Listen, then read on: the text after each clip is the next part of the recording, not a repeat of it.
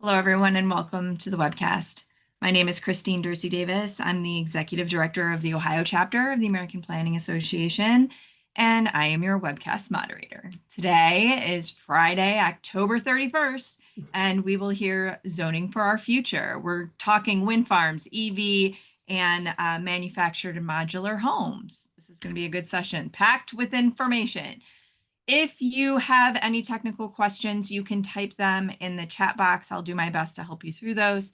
For content questions related to the presentation, just type those in the Q&A box and we will answer those at the end during the Q&A. Coming up on your screen is a list of our sponsoring consortium members for 2025. Thanks to all those participating chapters and divisions for making these webcasts possible and free to members. Today, we're sponsored by us, the Ohio chapter. I'm happy to host today with our friends from ZoneCo. You'll hear a little bit more about them once they kick things off. Coming up next on your screen is a list of our upcoming sessions. This is it. This is it.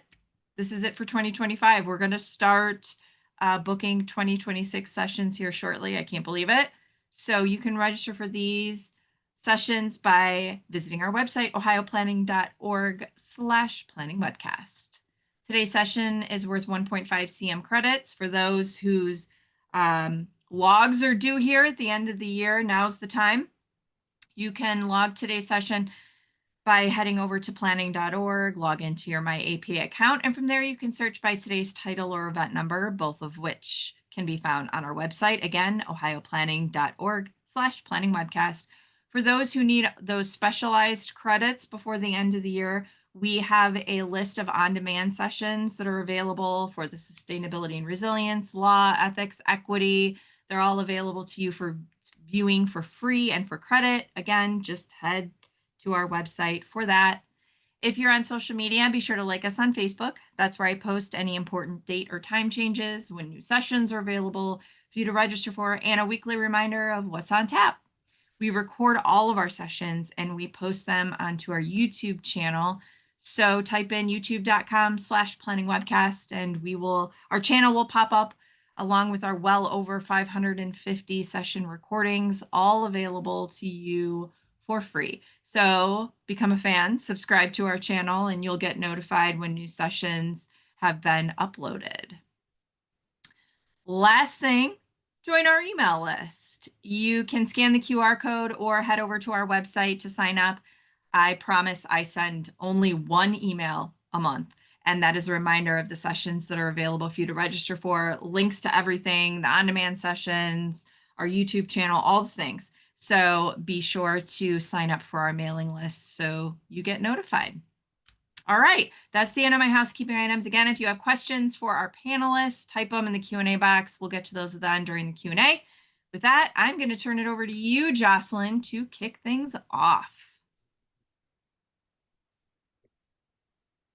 Great, thank you, Christine. I will just share my screen here.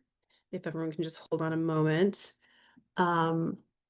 Make sure that we have audio enabled. Whoops.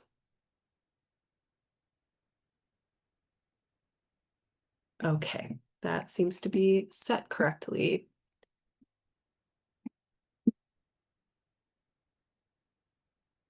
Okay, great. So I'd like to thank everyone for joining us today for our webcast, Zoning Our Future. All of our presenters here today are from a firm called ZoneCo. We are based in Ohio. We work all over the country, and our main focus are zoning updates and zoning audits. We say that we exist at the intersection of law, planning, and design. All of the professionals at ZoneCo have zoning administration experience. However, we are a multidisciplinary team of lawyers, city planners, urban designers, historic preservationists, environmental science, all with significant local government experience. Several have been planning directors or former public officials. So moving into our presentation, I am Jocelyn Gibson. I am the lead principal at ZoneCo, and I will pass it off to my other colleagues who are presenting today. We'll start with Todd Kinski. Yes, good afternoon, everyone. My name is Todd Kinski. I am a senior planner here at ZoneCo. I'm a code writer, project manager. my background is in the public sector, actually. I had the pleasure to be able to retire from public service about a year and a half ago. And I spent 31 years working for local governments in Southwest Ohio. 10 years, I served as the planning director for Hamilton County, which is the county where Cincinnati is located. And then 6 years as the planning director for the city of Dayton, Ohio. And my area of expertise has always been in the development review and zoning kind of arena. And And hi, I'm Teresa Bamberger. I am a senior planner with ZoneCo.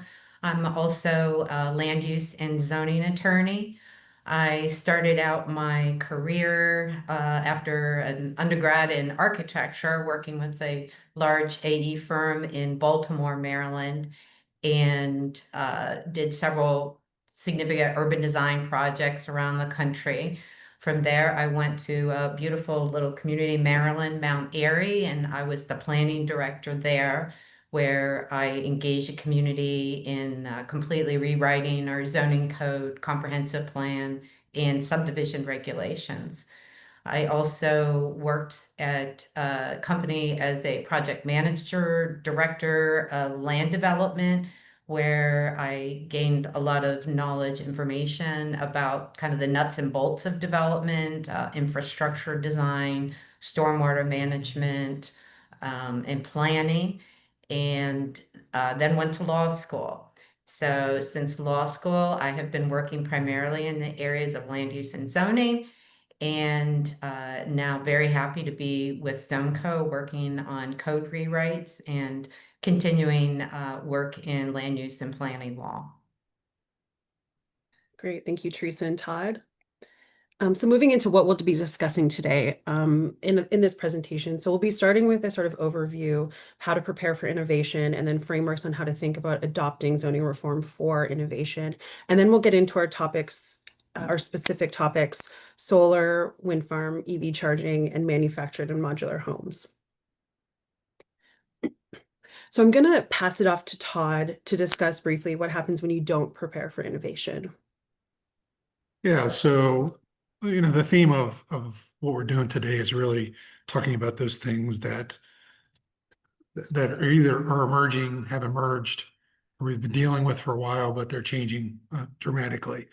And in our work with communities writing zoning codes, we are constantly coming across regulations that are they're incapable of managing and dealing with kind of some of the topics of the day.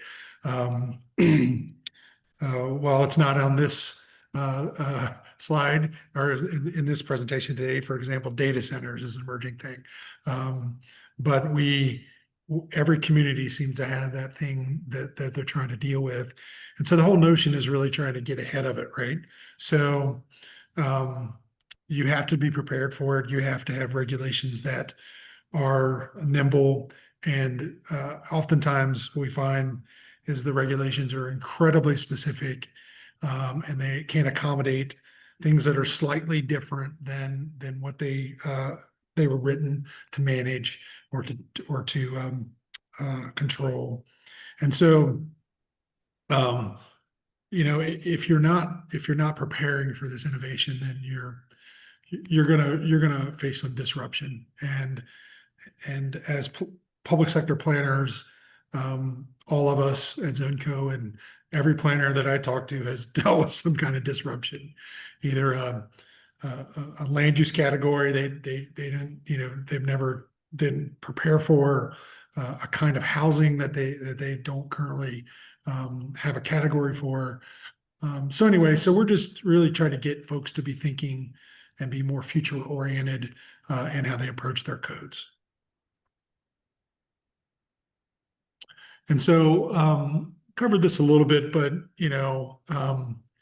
you really have to focus on trying to watch what's happening. How do you know what the emerging trends are going to be if you're not paying attention to the news, you're not paying attention to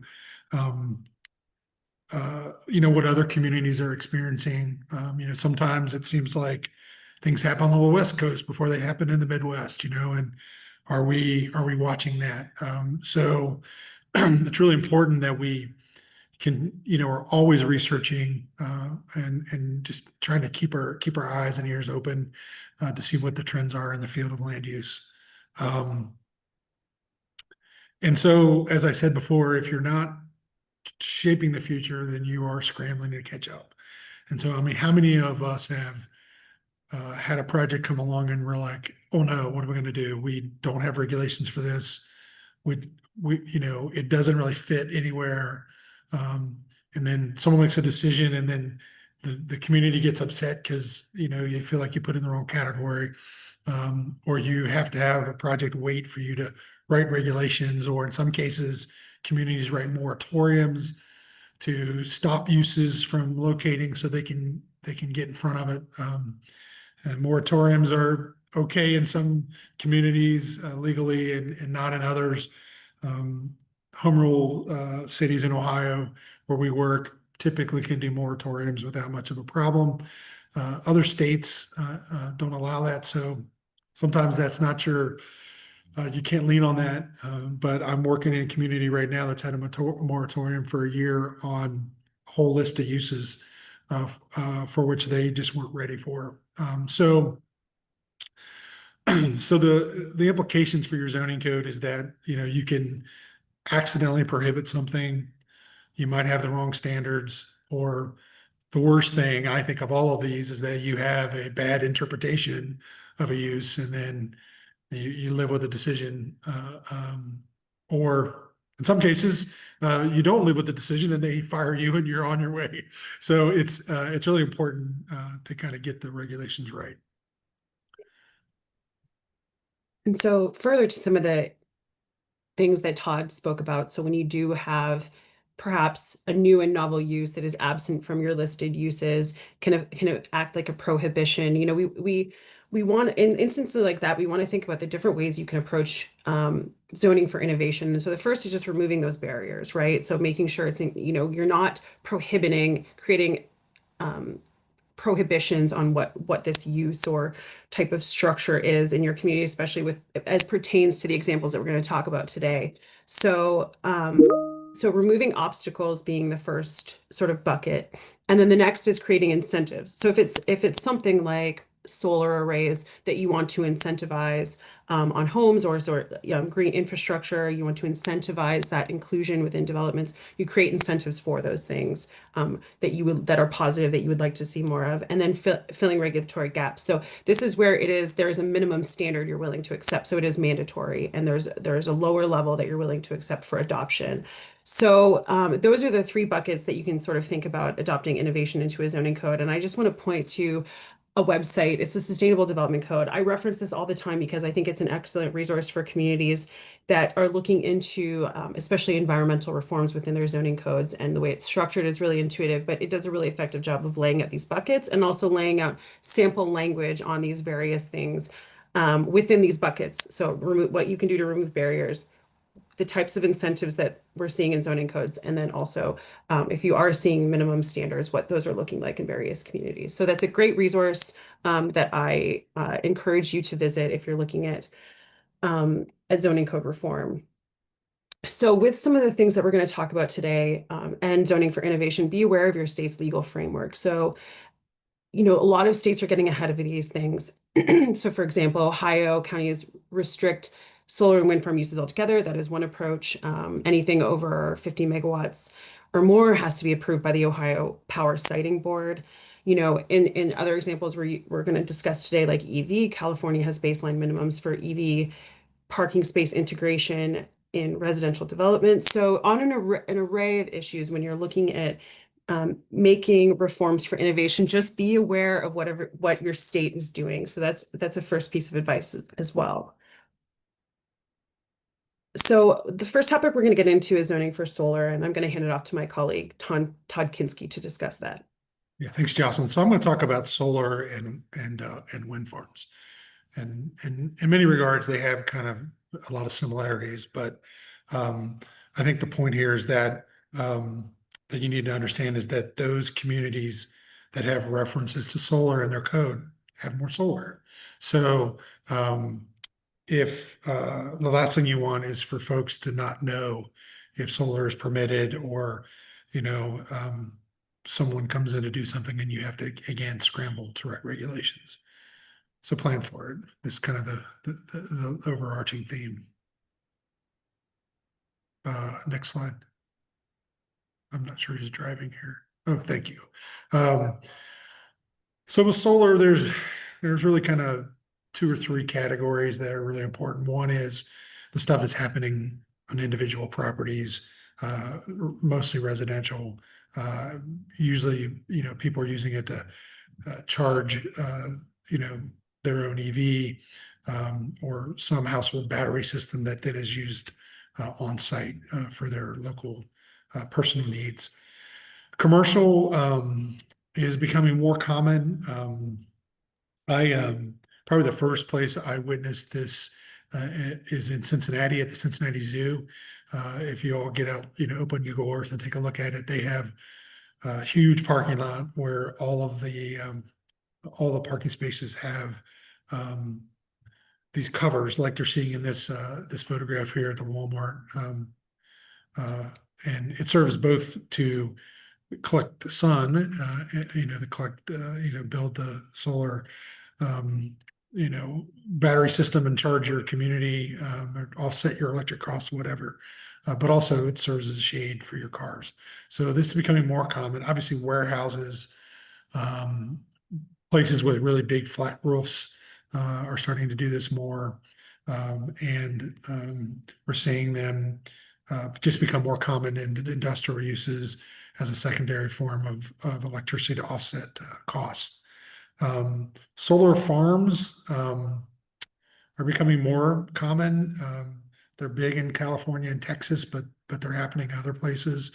In Dayton, Ohio, where I recently retired from, they swapped out a golf course that was over one of their their drinking water well fields, and put in a solar array.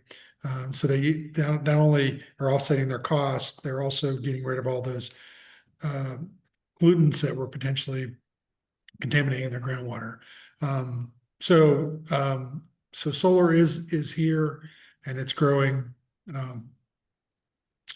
And as you can, there's other states doing this. Virginia has set some standards. And then New York has adopted some laws about this in terms of their goals for 2030. So I think we're seeing this more and more from state to state. Next slide.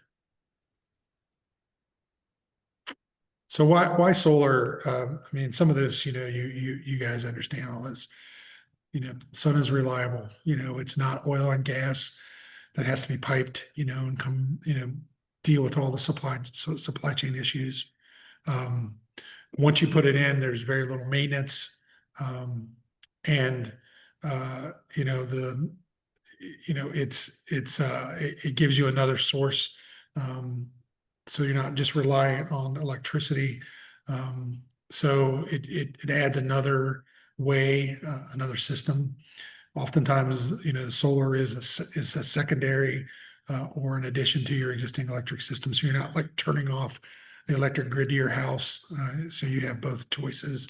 Obviously, it's ecologically much smarter, and it allows you to have this near zero emissions trade-off. So you have to look at the energy associated with building the solar panel and then installing it and all that. But after a certain number of years, that your carbon footprint, you cover that in terms of an emissions perspective.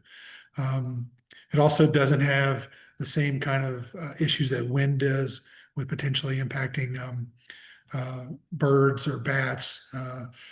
So you put it in, it's low to the ground typically, and there's very little impact to the landscape.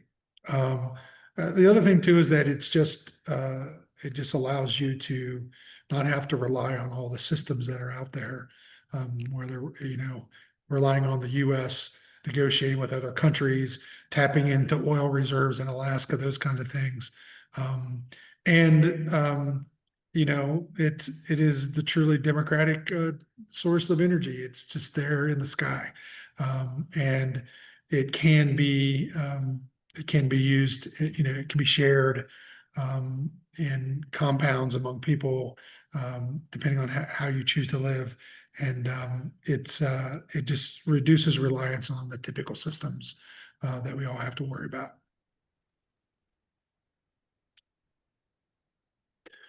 So considerations, obviously, from a zoning perspective, oftentimes, we're looking at that height on the roof line. So those of you who are older, if there are any of you on the webinar today, like myself, remember the solar panels that were roof mounted, that they sat several feet above the roof line, and they were actually, in my mind, kind of ugly, aesthetically not very pleasing. Most of the roof mounted stuff now is flush. It only sits, a few inches off of the roof. But anyway, I think you need to think about those aesthetics and determine, you can very easily, look at what other communities have already adopted, or just talk to manufacturers and figure out, what is a good standard. I would say a foot or a foot or two is probably enough. Setting a maximum of 3, is still gonna protect you. The one thing that I didn't put in here is that these sometimes become big issues in historic districts, and I've seen communities get into big arguments about these and messing up the aesthetics. In one community I know, we restricted them to the rear of the house, rear half of the roof, so they couldn't be seen from the street. Other communities are more liberal about it. They just, see that there's an issue obviously going on with global warming, and if looking at a panel, on a roof, doesn't really impact the architectural character or the facade of the building. And so they're like, just let it go. So it's just, again, a philosophical thing. You have to decide what aesthetic best fits your community. Obviously, is this an accessory use or is this a primary use? And so I think that's really about location and height. You need to look at where it's going to be. If it's going to on a garage, on a roof of a building, freestanding in a backyard. Those are the kinds of things that you need to look at. In our opinion, if you can set good standards for where they're allowed, you don't necessarily need to get a permit. And the idea is, if we want people to be able to do solar, we should make it easy. When it's a principal use, meaning it's more of an array, I think that starts to fall into more commercial industrial, where you just need to decide what parts of your community where that use may be appropriate. I think one of the things to keep in mind is that, at that point it becomes a land use. I think those are some of the considerations that I would say you need to really look at. Is it accessory? Is it principal? And if it's principal, where do you think it's a good use? It's it really doesn't have much of an impact. So a lot of communities I've seen put them in industrial districts, there's really no activity happening there. Some communities will even allow them to go in agricultural areas where there's some ag that can actually continue to go on. Anyway, next slide.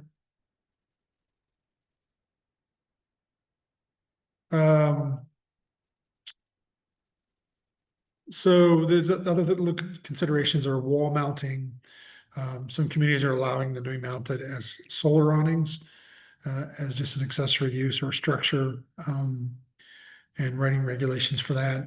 You got to keep in mind tree removal. Are we removing forests to put in solar conversion? So there's some communities have established limits on tree removal as a way to protect forested lands. And again, I actually mentioned agriculture. There are some crops that can thrive in the shade. So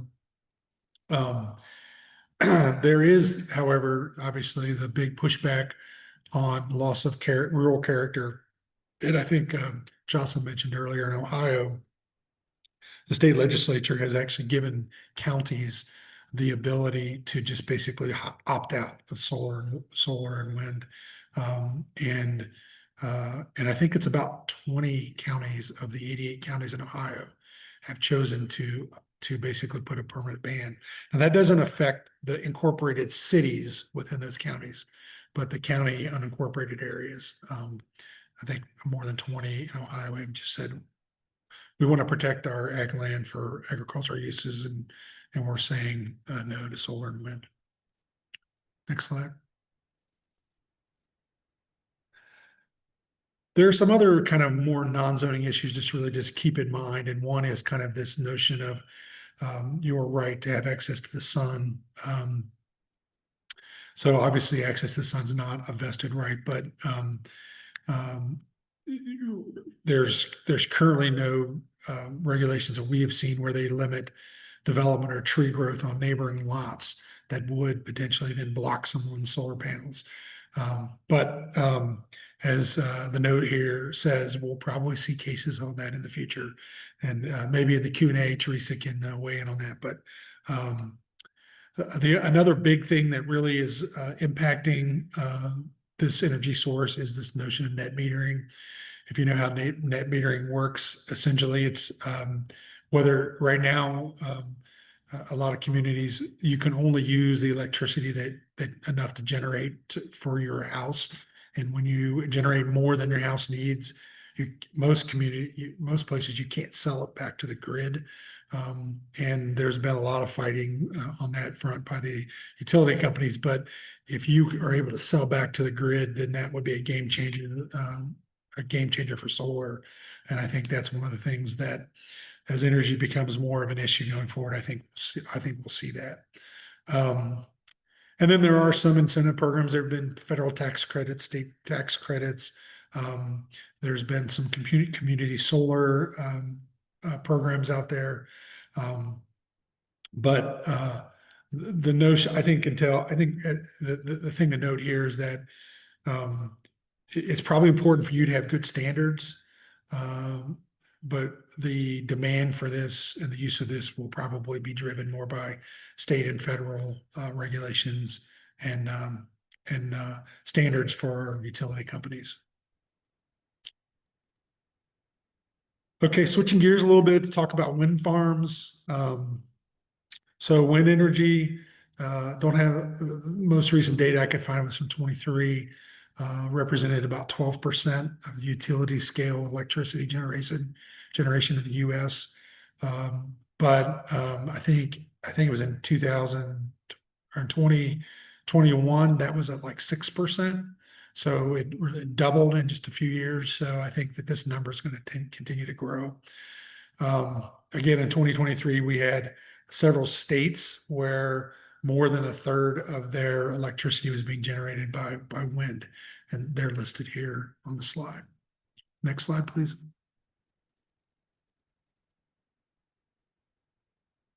All right. So one of the things I think it's really important to just understand is this small wind versus wind farms at this utility scale, and there's a little bit of a problem, I think, with this, the way it's defined in a lot of places, because the numbers are just so, the ranges are so big. So typically anything that can produce 1 megawatt is considered utility scale. And I've got just a general definition here, like what a wind farm is, but I also put the definition here of what small solar is. And so I've used the Ohio definition, which could vary depending on what state you're in, but it typically says that small solar is anything less than 50 megawatts.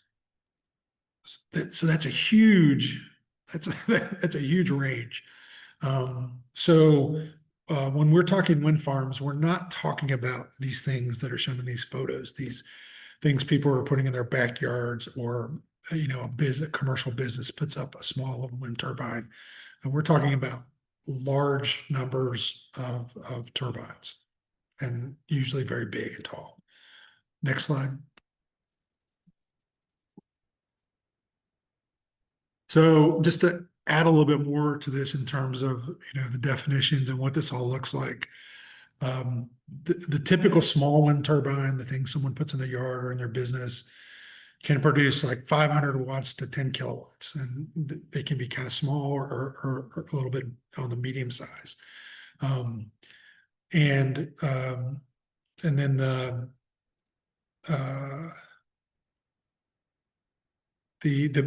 so if you look at that and you compare to what's happening with this onshore and offshore, where they're producing 2 to 3 megawatts, or 6 million kilowatt hours. So these are really big production numbers. So we're not talking about the things that are happening in the backyard or a business. We're talking about things that are producing really large numbers. But the problem is that there's a bit of a gap in Ohio where, and maybe this applies in other places, where you could have what looks kind of like a wind farm, but actually doesn't meet that 50 kilowatt number, and I'm sorry, 50 megawatt number, and then it's left to the local jurisdiction to figure out things like setbacks and height and numbers and those kinds of things. And I just put in here, just for your knowledge, an average U.S. home uses about 893 kilowatt hours per month, just to give you an idea of the kind of energy consumption that we have.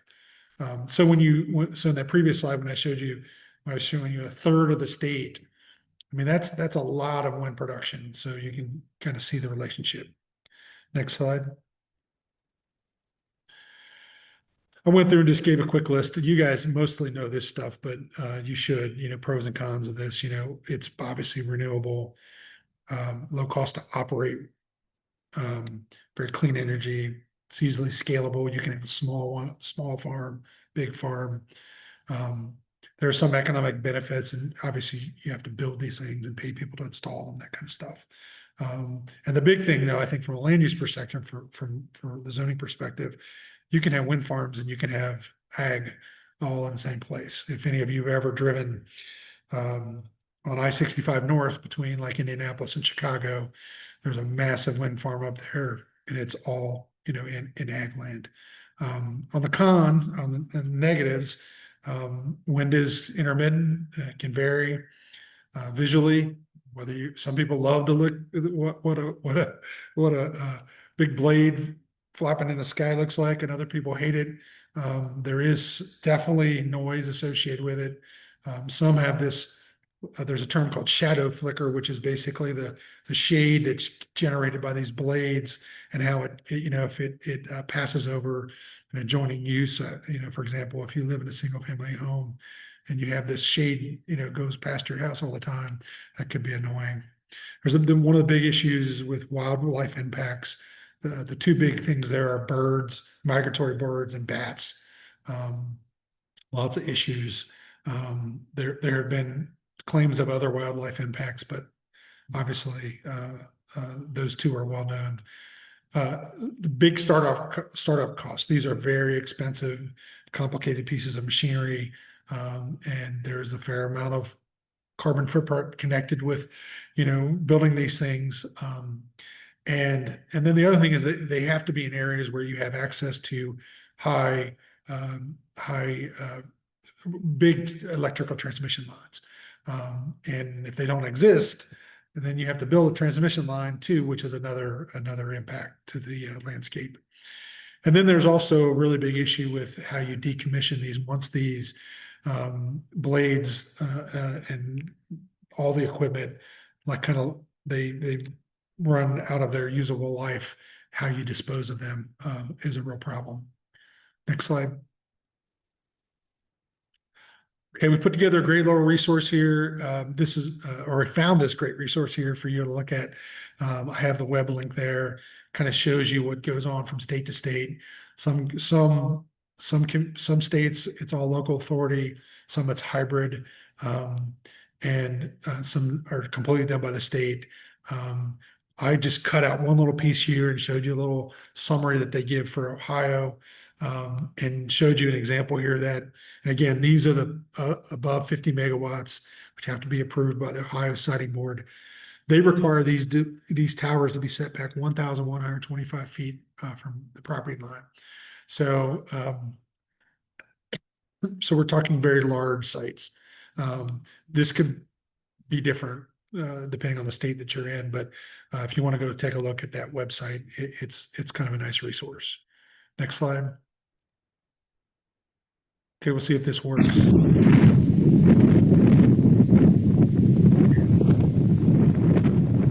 Wow. So this is someone standing pretty close to one of these, so you can really hear the sound that they make, so that there is a big noise consideration for these. And I think when you drive by from a far distance, you don't hear them, but when you're close to them, it is significant. So just so you're aware of that. Next slide. I think this is my last slide. So I think some of the big zoning considerations here, obviously your adjacency, what are the adjacent land uses? And again, if you're not in that large scale size and you are, or if you're regulating these all at the local level, I think you really got to take that into account. Some communities, like with cell towers, they look at setback based on the fall height. If the thing would fall over, it wouldn't land on anything. But I think with wind turbines, there's a huge sound consideration to keep in mind. The other thing is that the taller they are, the more consistent winds that they can capture and be more productive, less efficient. So that might be something to look at before you set a maximum height. Again, noise impacts I've already mentioned, shadow flicker I've mentioned. Really thinking about how that could potentially impact other land uses. And then lastly is the environmental impact. I mentioned already the impact on migratory birds and bats. Obviously, if you have to remove a forest to put one of these in, you're displacing all the wildlife there as well. But I think the lesson for writing zoning codes is that you could require an impact, some kind of impact assessment going in, so that your community can make a calculated decision about whether or not they want the use. Depending on what the impact will be to wildlife and the landscape. So those are some of the big considerations that I would suggest you consider for doing wind farms. I think that's it. Yes, thank you. Okay, great. Thank you, Todd. So we're getting into zoning. Next, we'll be getting into zoning for EV charging, and zoning codes are evolving to integrate electrical vehicle charging infrastructure, reflecting the increased demand for EV adoption and charging accessibility. So just starting with some sort of foundational knowledge of to start having these conversations, there are 3 different types of charging infrastructure that are generally where you are seeing zoning codes require these things that are being required. Or so those EV capable, so constructed with necessary conduit and reserved electrical panel capacity for future charging station, but doesn't have the wiring or an actual charger installed. And then there's EV ready, which is parking space includes not only the conduit, but panel capacity, and has full branch circuit wiring completed and a termination point installed, so the charger can be easily added later, and then no major electrical work will be further required. And then EV installed or supplied. So this is fully operational EV charging installed within a parking space. So EV capable, EV ready, EV installed. These are the 3 levels that are being discussed for installation across zoning codes, which,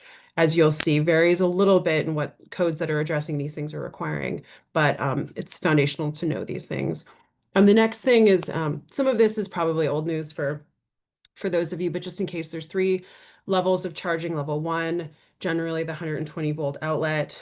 So you're seeing a lot of these in residential properties that are having long EV charging. You get about 4 to 5 miles of charging range per 4 to 5 miles of range per hour of charging with level 1. Level 2 this applies to the normal 240 volt outlet. It takes approximately 4 to 10 hours to fully charge an EV. You're seeing this in a lot of multi-unit buildings. It's sort of where you're charging your car overnight to a full charge.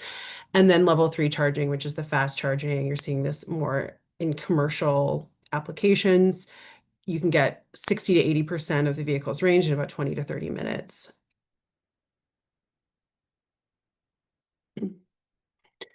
So just at the outset, when you're prioritizing these reforms, there are 3 things that are just really important to do at the outset. This is permitting EV charging as an accessory use in every zoning district. And this permits just installing EV at a base level, installing EV within existing parking lots and for new development. It just allows this to exist as an accessory use and ensures that it's not going to be denied. And then, so also as a primary use, adding it as a primary use to the use table, giving it a term in the use table, and also ensuring that it is well defined, and then setting the permissions by zoning districts. These use permissions by zoning district, there isn't consensus on this. Communities are approaching this in different ways, which we'll discuss in a little bit here, but adding it to your use table is another important thing to do to make sure that they are not denied. And then EV charging spaces need to count towards your minimum parking requirements. That's another important one. And this just to add to that, it ensures that where there is a desire to construct EV parking spaces, they're not sort of being penalized. It counts towards existing parking spaces. You're not adding an additional burden. So some additional considerations. So for residential, I think there's a lot of conversations happening around applications to residential, and you're seeing states and communities start to apply minimum standards for new construction of multi-unit structures. So there isn't necessarily a consensus on how this is happening. There might be a minimum threshold for certain levels of charging, 1, 2, 3, or whether it's EV ready, EV capable, or EV installed. So there's sort of all over the map, but you're seeing like Indianapolis, Middletown, Connecticut, Delaware, Denver, California. These are examples I've listed here. We talked about earlier, California sets a baseline of 35% EV capable parking spaces for new multi-unit developments. That's one example. So you are seeing in places with high EV adoption, these minimum standards for EV spaces, rather than just permitting them. And then another issue that is going to become more and more prevalent is, what does charging look like for people that do not have access to off-street parking? So in this photo here, you're seeing an installation that is adjacent to the right-of-way. So there will be communities that look at installing this type of infrastructure. However, in somewhere like Portland, they're looking at, when this isn't installed, that people can run charging cords from a structure into the street. The solution they came up with is that there's a ADA code compliant cover for the charger. So these are going to be topics that we're going to need to figure out comprehensive solutions for as EV adoption increases, especially in parts of the country that currently aren't seeing it, but they're in communities with high adoption. We're starting to see the way that they're tackling these issues. So there are some examples out there that you can refer to. So additional general considerations. So when you're reading white papers and doing research, many of the white papers advocate that EV charging be considered less intensive than similar automobile uses. So for example, we talked about, when you're making it a standalone use in the use table, do you make it permitted in all zoning districts or in some zoning districts? When we look at the way automobile uses tend to be treated in a lot of existing zoning codes, they're not permitted in all zoning districts. There might be a neighborhood commercial type district where they might not be permitted, but there's an advocacy for permitting them in all zoning districts and treating them as less intensive. When you read about how communities are handling this, there's some debate about this. But that is one thing that you'll read as a best practice that you will need to make a decision for within your community. And that gets into, if you're looking at it as being more or less intensive than existing automobile uses like a fueling station or like a gas station, what are you including in your definition? Are you going to parse out gasoline fueling stations and charging stations, or when it's a standalone use and it exists like something like a service center, are you including those two uses together in your definition? So a fueling station where it's a destination where people come to fuel their cars, are you combining charging and fueling? So again, many white papers advocate parsing them out and treating EV charging as less intensive and permitted in almost all zoning district. They cite that there are still challenges associated with citing these locations. They're already difficult to locate. The de facto fueling charging stations, like electrical capacities and real estate challenges. So this is again, there's a lot of debate about this online, and there's a lot of white papers that suggest you do parse them out, and there's gasoline fueling stations and EV charging stations treated separately. So this is something for you to consider and dig into further. And then there's a lot of advocacy for by right permissions. So not mandating that there's additional discretionary review. So if you've got additional use standards, that these things are reviewed at administrative level. So by right permissions is another best practice that is advocated for in these white papers, and then also performance-based standards. So in a lot of codes that are addressing EV, there's additional standards that go along with things like landscaping, signage. A few of them get into power levels of the charging itself. And then, so there are some codes that look at a point system for you get to a certain minimum number of points by installing these various different things, where they're trying to encourage good solid EV charging. So those are just some additional considerations when you're looking at integrating EV charging into your zoning code. There are a lot of resources online that I suggest that you look at. But that I hope has provided a good general overview. I'm going to hand it off to my colleague Teresa for the next portion of the presentation. Hi, I am going to talk about trends, or I guess changes that may be needed to how communities are zoning for manufactured and modular housing. And we'll go right into the next slide. So the three terms, mobile housing, manufactured housing, and modular housing, probably in the common public understanding are the same thing, but they are distinctly different products. How are they similar? They are all factory-built housing. The house or the components of the house in all three cases are all made off-site and then shipped to the home site location. All of these housing types have the potential to be less expensive than traditional site-built housing. In particular, the old mobile homes as well as manufactured housing can be less expensive. Modular housing, it tends to be used for more custom house projects. It may or may not be less expensive than a site-built house. Next slide. How are they different?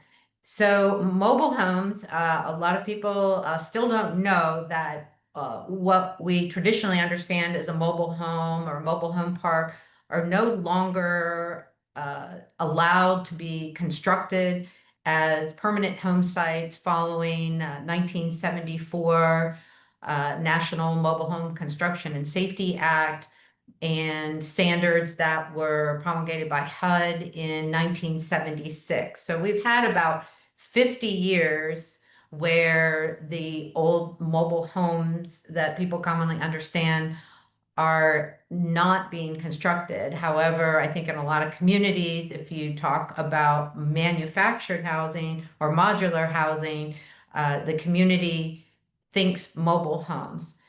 Manufactured housing is typically, it's like modular housing. That's the housing that's constructed offsite in a factory. Normally, it's a single unit that is rectangular. That's the size of a trailer bed for transportation. Sometimes 2 or 3 units are assembled together to make a larger dwelling unit.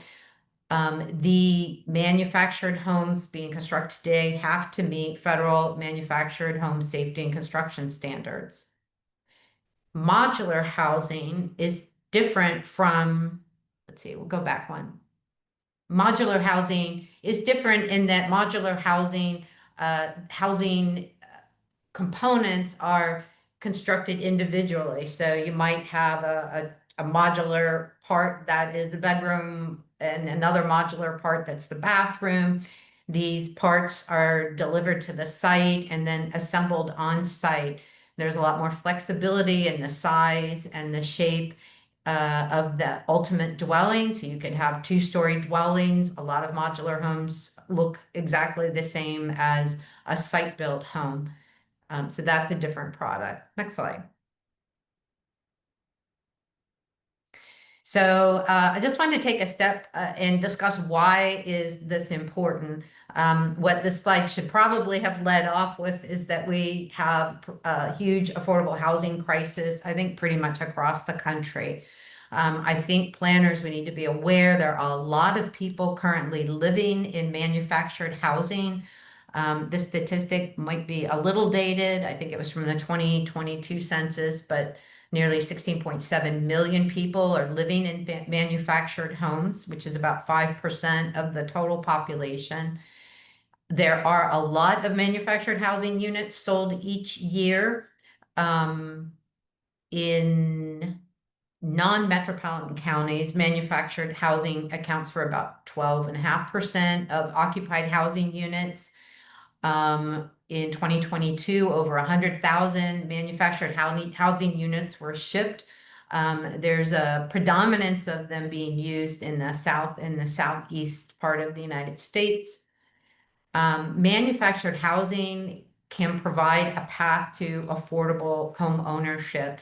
And I think this is a key point, especially why we need to pay attention and regulate or not regulate this inappropriately, as the case may be, to try to encourage manufactured housing to be one part of the solution to home ownership crisis. The last bullet I have here, I won't read it, but it basically addresses that quite a few people who live in manufactured homes actually own the lot and the house that they're living in, and it's more affordable and results in less cost burden households than people living in duplexes or apartment buildings. So it is a potential significant source of affordable housing. Next slide. So are mobile homes still built? What we consider mobile homes, the answer is no. Old mobile home parks where you see the unit that's sitting on a chassis, the base of it may be covered up. There may still be or not be on wheels. They were designed to be moved. So mobile homes, the landscape completely changed in the 70s with the promulgation of the new federal regulation. After the 76, when the HUD regulations came out, all new manufactured housing that was intended to be permanent housing has had to meet those new HUD standards. So since 76, most new factory-built housing is either considered manufactured or modular housing. So many zoning codes have provisions for mobile homes, and that's necessary because you may still have existing mobile homes or mobile home parks that continues to govern or assess. But new manufactured and modular housing may or may not occur within a dedicated park. A lot of times these structures are built just as if on any other single family lot in the community. The problem is both a lot of mobile home regulations still exist in zoning codes, and people don't understand the distinction. And there is still public perception that disfavors mobile home parks, and that can unfairly prejudice efforts to try to more appropriately zone or regulate manufactured and modular housing. Next slide. This slide is kind of a comparison. A couple of things that stand out is a manufactured home typically is rectangular, the size of the trailer bed. It can be designed as one single housing unit, or 2 or 3 units, possibly 4, could be transported to a site and connected. Modular housing, you can say, is more like Legos, that you can build it higher, you can build different shapes. It's not restricted or generally limited by the size of the trailer in terms of the finished product. Manufactured homes are constructed on a fixed chassis, which is part of the structural integrity of the home. Modular homes, they're transported to the site and then assembled. They're not on a chassis that's permanently affixed because you're plugging in different modules to the house. Manufactured homes have to be built to the HUD code, whereas modular homes are treated by building codes typically more like any site-built house, and they're subject to local and state building codes. There are different lending options for manufactured homes. Modular homes are typically financed as a regular site-built home. Manufactured homes are intended to be permanent. Most new regulations require them to be fixed to a permanent foundation. However, they are sitting on a structural chassis and they could be moved. Modular houses, again, are just housing components that are assembled on site, and the finished structure is much more similar to a stick-built, site-built house. Manufactured homes can be and are typically less expensive than site-built houses. Modular homes can range depending on what's being constructed. They can end up being more expensive than a site-built house because they accommodate a lot of customization. And next slide.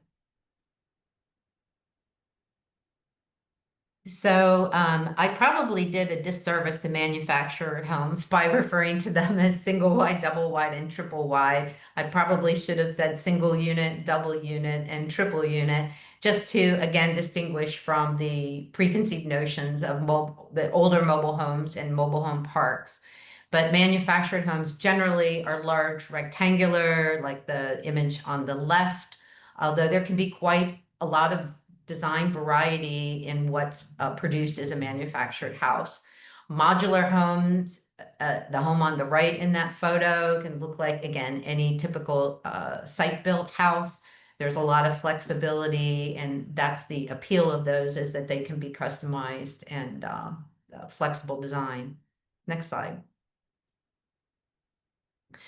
I'm not going to detail this chart. What I did was take regulations. There's a lot of work that's being done on statewide levels to try to open up and encourage manufactured and modular housing, I think largely in efforts to address the affordable housing crisis. This is changing probably week by week, so this chart probably isn't exhaustive of changes that may have happened in other states. And even states that have passed some laws are then passing more statewide legislation trying to enable construction of manufactured and modular homes. What I tried to do with that column on the left is look just generally at state level legislation and see what are kind of similar approaches that are being used in the different states. In New Hampshire, for instance, statewide legislation requires jurisdictions to allow manufactured or modular homes on any lot that's zoned for residential use. More states have taken the tact of the next bullet, where modular manufactured homes are to be allowed on any lot where single family homes are permitted. Virginia is allowing manufactured modular homes in ag districts. Several jurisdictions have put in their statewide legislation that all manufactured modular homes have to be permanently affixed on a foundation. A lot of jurisdictions are requiring in their state legislation that local jurisdictions apply the same zoning standards as are applied to any site-built single-family house. Meaning setback standards, minimum lot size standards, all have to be similar or the same for manufactured housing. You can't be more restrictive than you are for any other single-family house type. Many states have passed a state law saying you have to allow manufactured homes at some location within your jurisdiction. Sometimes those state initiatives are phrased more in terms of you may not exclude manufactured modular homes from your jurisdiction. And lastly, in some places, there are more restrictive manufactured housing standards. And some states have said that manufactured modular homes have to comply with those standards. But that just gives you a general feel for efforts that are being promulgated at the state level, trying to push local jurisdictions to adopt more lenient or permissive standards for manufactured and modular housing in their zoning codes. Next slide. So the question is, why are states feeling like they have to do this at the state level? So there are a number of reasons.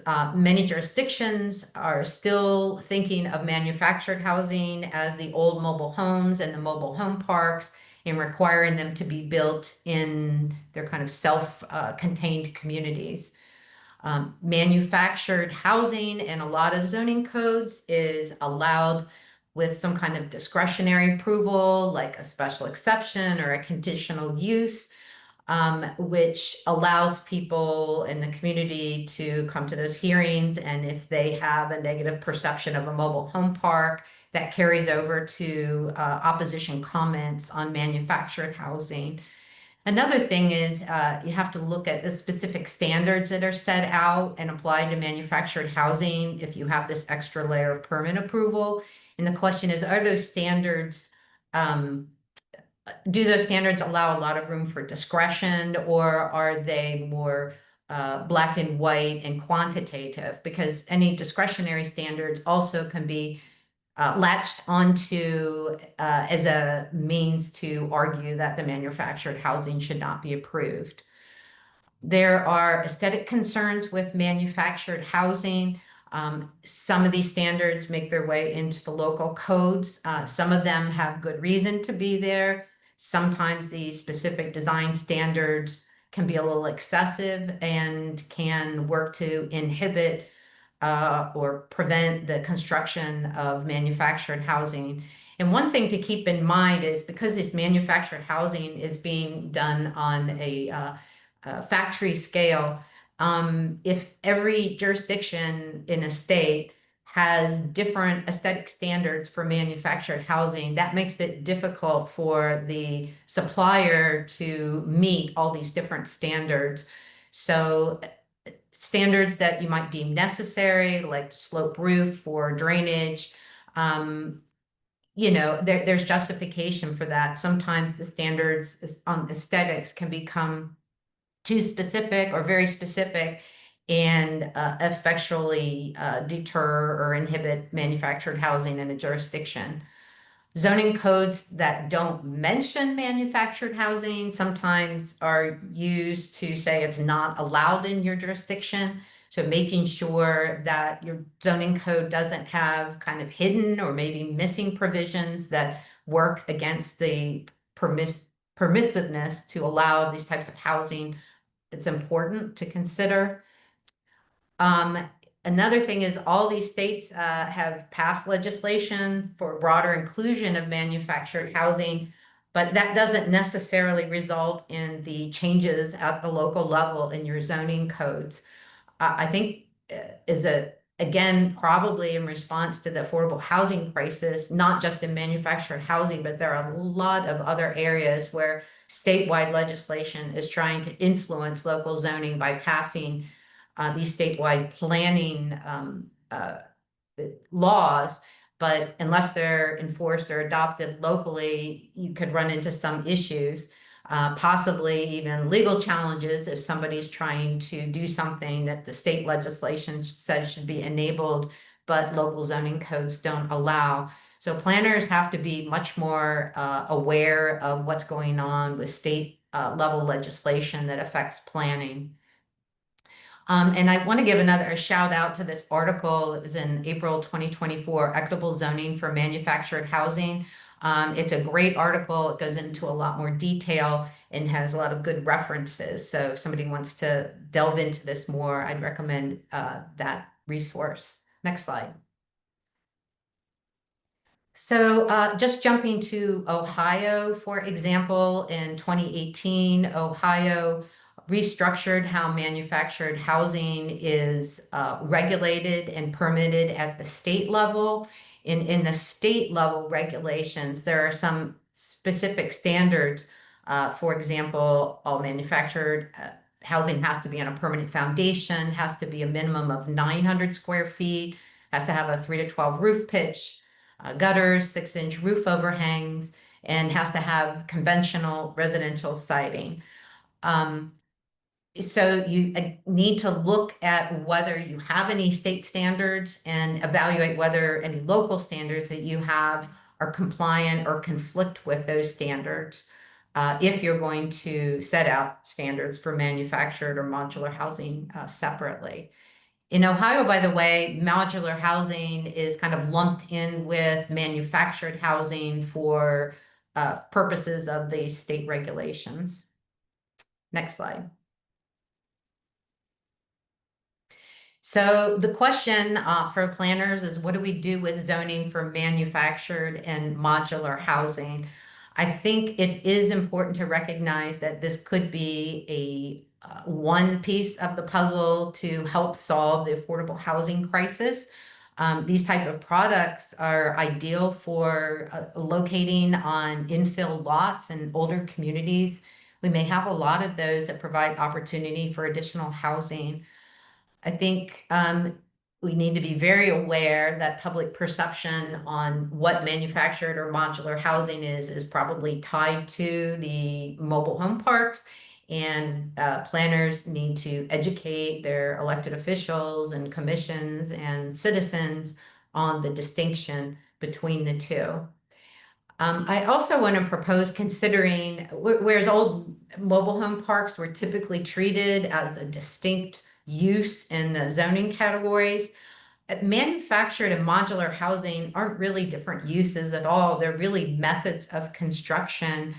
And I am a proponent that they shouldn't be regulated as separate uses, that they should be regulated as any other housing construction, single family, duplex, but that there's no need to have a separate use category for manufactured or modular housing.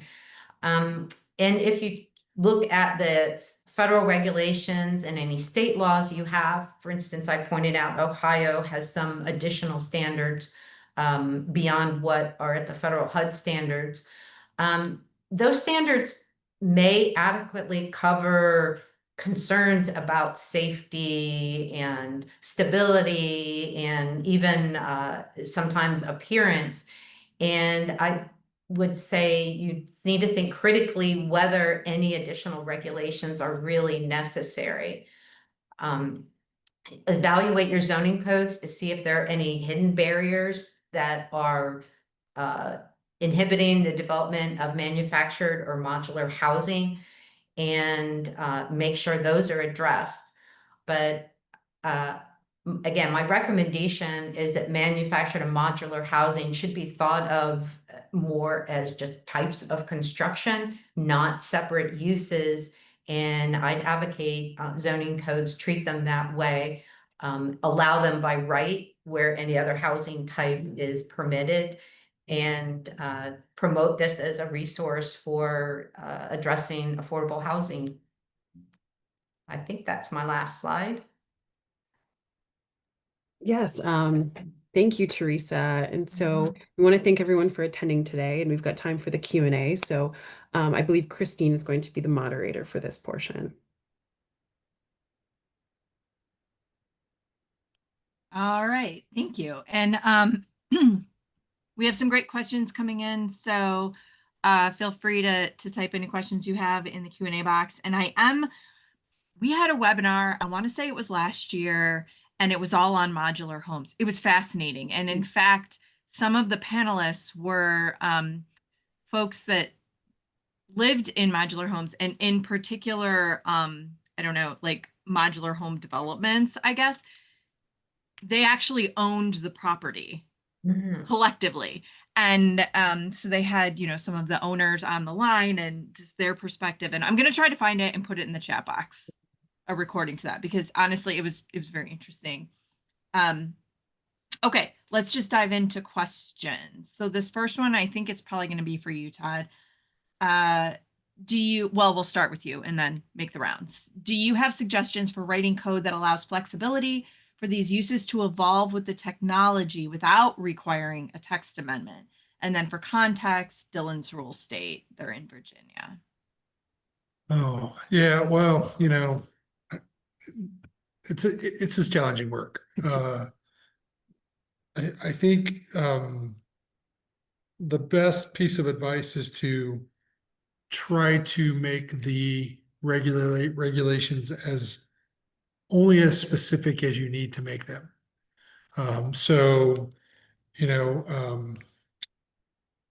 If you really, I mean, I see regulations out there in codes that are for technology that doesn't exist. Like I was working with a community the other day about satellite dishes. I'm like, just take all of that stuff out of your code. I was like, have you heard of the internet? Right. So we don't need to specify like satellite dish diameters. And so when you start thinking about these new technologies, I would just say, and I mean, maybe Jocelyn or Teresa have a suggestion, but just be as specific as you need to be and not overly specific. I know that's kind of a broad description, but it's those little finite details of things that can, cause problems later. But I think the most important thing is paying attention to what's happening and being nimble with your code and trying to get in front of it and not have to catch up all the time.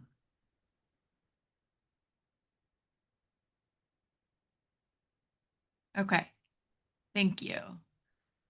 Let's talk about property tax for a moment. Insights on effects on property tax. This is an issue that has become quite problematic. It appears that there's no consensus on how to fairly assess large-scale energy projects. Communities that I have talked to are very unhappy with the tax revenue generated versus what the developers promise versus the staff time devoted to all of the permitting and reviews and the ongoing oversight. Thoughts? Yeah, I'm not sure I have a good answer for this, to be honest with you. I'm not very familiar with the property tax issue relative to solar. My knowledge has been more on the regulatory permitting side, so I apologize to the person asking the question, but I don't know that I have a good answer on this one. Oh, okay. Oh, also, I see that there's some folks that are raising their hand virtually. I will not call on you. Please type your question in the Q&A box. Okay, let's talk about how can shadow flicker and noise be managed besides just having a huge setback? Are there any other options? Well, I don't know how you change the shadow part of it. That's just the physics thing, right? So I think that's got to be managed by setback. The noise piece of it, is the only factor in there is just how big, the things are. I mean, there's uh, I mean, if you've ever, have you, any of you had the privilege of being like on the highway and seeing one of these blades being, on the They're back of, huge. they're They're huge. so massive.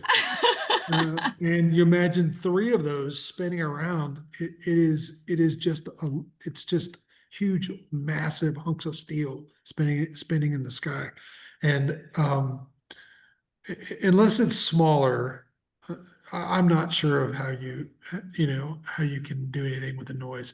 I think the best thing is just, the challenge with these wind farms is they want to be where there's already good electric. There's a main line kind of electric, uh, you know, transmission line to tap into. And then they just really need to be on very large sites.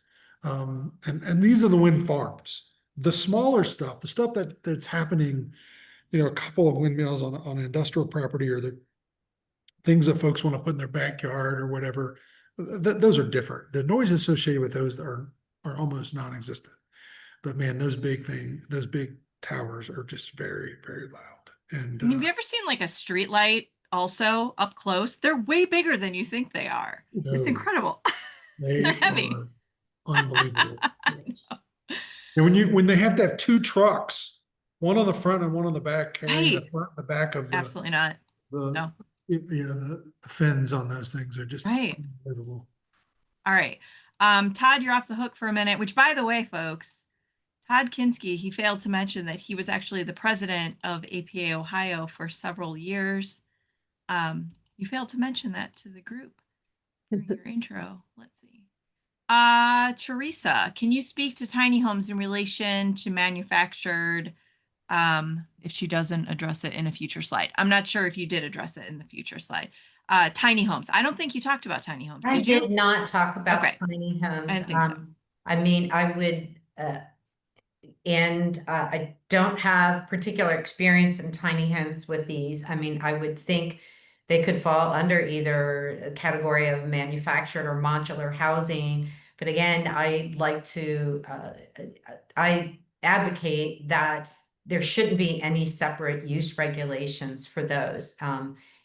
People can live comfortably in small structures. Yeah, for example, in Ohio, the state code for manufactured homes requires them to be 900 square feet or more. So there can be regulatory obstacles to tiny homes in some jurisdictions or even at the state level. But I'm afraid I don't have a lot of specifics about that. But I know there are a lot of beautiful little infill lots in communities that would benefit from a tiny house. And I think as planners that we should look as that as another flexible option for addressing the affordable housing issues. That's a good segue into kind of a next question. And I'm going to combine two questions into one. It says the first part is, in my jurisdiction, the local property owners and developers buying up infill lots, and they're proposing much lesser quality versions of these manufactured modular homes. And they're also costing a whole lot more. So that's kind of part one. If you could comment on that. And then part two is, what do we need to know about the quality or the longevity of manufactured homes? Do they need more frequent maintenance? Are they easy to maintain? Are they affordable to maintain? Can we count them as affordable? Talk to us about that.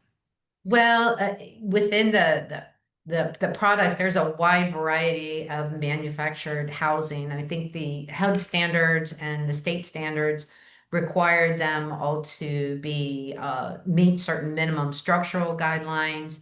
They require them to be permanently affixed on a stable foundation. They require all utility hookups. I think from there, it's kind of like any other site-built housing. I mean, the quality of the house is what you get from the builder, and you can get higher quality or lesser quality site-built housing just the same as you can from manufactured housing. So I think we're kind of crossing the line from zoning standards to maybe building code standards. And if there's a concern about the quality of the housing product, may need to talk with your local building code officials about what needs to be done to. Can I hop in and add a little bit to this? Sure. Christine, I think one of the things that communities can do is they can adopt some context standards, some contextual standards for residential infill, so that you, for example, if all the houses in your community are 3 feet off of the ground to the front to the porch to the first floor, you can adopt that standard. You can say, all of the houses have to have a sidewalk from the main sidewalk to the front door. You have to match the pitches of the roof and roof types in the neighborhood. Those things, windows, all that, you can really get into some good contextual design standards that can impact the way these things are built. The second part of that is you need to know whether or not you're in a community that can control building materials or not. In Ohio, for example, townships can control architectural design, but they're prohibited from addressing materials. Cities in Ohio, their home rule can set some material standards. So those are things that I would tell you to look at. Beyond that, I wouldn't maintenance. I don't think maintenance is an issue. If you keep a good roof on the building, it's probably fine. Then, but if you don't have restrictions on, for example, vinyl siding, then you've lost the war on that, and people can use a box cutter to just cut a hole in the house if they want to. Unfortunately, that's just the way that I'm not trying to be derogatory. It's just the truth. So anyway, just my 2 cents on. And I'll just add one last thing. I agree with the contextual standards that Todd suggested to help these things blend more into the street or neighborhood they're situated in. But just always keep in mind that there's a balance, particularly when we start talking about architectural features, where if they're too distinctive, it becomes a problem at the manufactured site if they have to look at different sets of regulations applying to the product for every community they're working in. So I support those contextual standards, but would just urge everybody to also use a little kind of reasonable restraint to not put so many standards in that it becomes too complicated and they just avoid looking at your jurisdiction. Sure. Thank you. Jocelyn, you feel like answering some EV questions? Sure. Okay. So what types of regulations or standards are you seeing regarding retrofitting single family detached or single family attached communities that don't have garages or driveways for EV charging? And I too have seen this. I have seen electrical cords just laid across sidewalks from the house to the vehicle. We've all seen it. So talk to us a little bit about regulations, standards for doing that retrofit. So we actually had a lot of discussion as a group coming into this because I don't think we're at a place yet where it's really been solved. I perceive that in the states where there's high EV adoption, right? So if you look at like adoption rates in like California, there's interventions at the state level versus where we are in Ohio, there's a big difference there. So I think they're a little further ahead in exploring that. And I think there's on-street installations, which doesn't address your question, but like the example in Portland where there's ADA compliant cord covers, you can facilitate them, but in a safe way. So that's something that they are seeing in places that don't have access to off-street parking. And I'm sure there are more examples out there, but that was the most prominent I saw that really was facilitating the cords across the street in a hopefully safe way. I hopefully in practice that's working well. Okay, thank you. Let's see. Okay, we have 4 minutes left. Let's talk about agrivoltaics here. So solar and agriculture. Do we recommend that there are specific requirements for ag to stay part of the use? And if so, do you have any good examples of codes with this? Solar with agriculture. We We have been asked about this as a firm recently, but we've been asked about this recently a few times, and it's come up as economic development technique. I don't know that we have dug into it as much as we will be moving forward. And Todd, I don't know if you have something you want to jump in and add to that, but it's something that is coming into our sphere that we're learning, I would say, actively. Yeah. Yeah, well, I think the reason why the state of Ohio, for example, is allowing counties to opt out is because they're worried about the loss of ag land. But I where I have seen these farms, the wind farm, I've seen them within ag settings. So the farms are still being utilized, and they just create paths for maintenance to be able to get to the towers. I think wind is a little more straightforward, because the footprint of these things are not big. The solar is a little bit different because depending on how they're constructed, most of them don't sit too very high off the ground, and so that makes it a bit harder. So I feel like the solar is much more of an issue when it comes to coexisting with ag.